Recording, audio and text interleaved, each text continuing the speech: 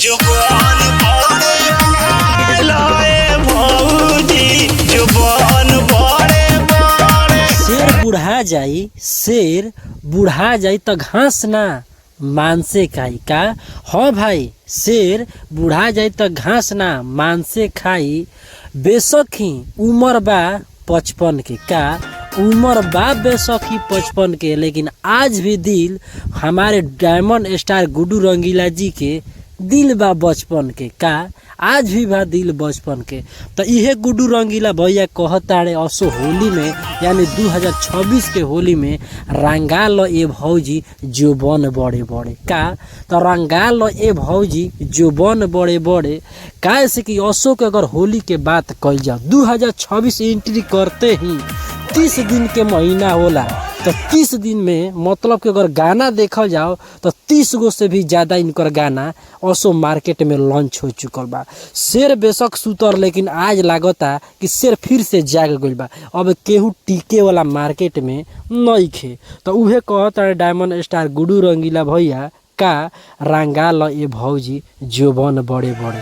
ई अगर एगो लइका कहित तो एगो माने चलित, लेकिन भैया बुढ़ा गए तब अपना भौजी से कहत रहे। ई अपना भौजी से, लेकिन इनकर भौजी अगर देखल जाओ तो हमें भौजी इनकर भौजी लेखा नहीं लागत। लेकिन कोई बात ना, बुरा ना मानो, सबको कहेला होली ह आ लोग सही कहल बा। आ लोग सही कहेला कि बिना डायमंड स्टार के होली अधूरा ही लागेला। असो सच में साबित कर देले उहे गायक हमें जौन खालू तिरंगा गोरिया फाड़ के जा झाड़ के तनी सा जीन्स ढीला कर रसलीला कर, यानी एक से एक सुपर से डुपर हिट गाना इनकर टी सीरीज यानी बहुत सारा कंपनी से आ चुकल बा, आवत रह। लेकिन अगर देखल जाओ, देखी गाल कैसे यानी दोनों हाथ से बतावत ताड़े आ भौजी के लखेद के रंग लगावत ताड़े। लेकिन इहे बा, अगर अभी तक की गाना कोई ना देखेले होई तो भैया जाके जोबन बड़े बड़े सर्च कर ले होई आ गाना जाके एक बार देख ले होई कि भैया कैसे कैसे लगावत रहे। आ बाकी अपना चैनल के माध्यम से बहुत सारा फुटेज के माध्यम से हम समझा भी देले बानी कि कैसे जोबन बड़े बड़े रंगाला। कहताने कि बानी खड़े खड़े रंगाला ये भौजी जोबन बड़े बड़े। देखी अगर चश्मा लगा ले बड़े ऐसन कि लागता कि अजय देवगन लाइन कर लुक बा, लेकिन भौजी के लपेट के ब्लू साड़ी में आ कभी तो लाल साड़ी में भैया रंगताने गुड्डू रंगीला बंद क के केवाड़ी में। बार भाई गुड्डू रंगीला जी ऐसे एकदम गर्दा मचैले रही।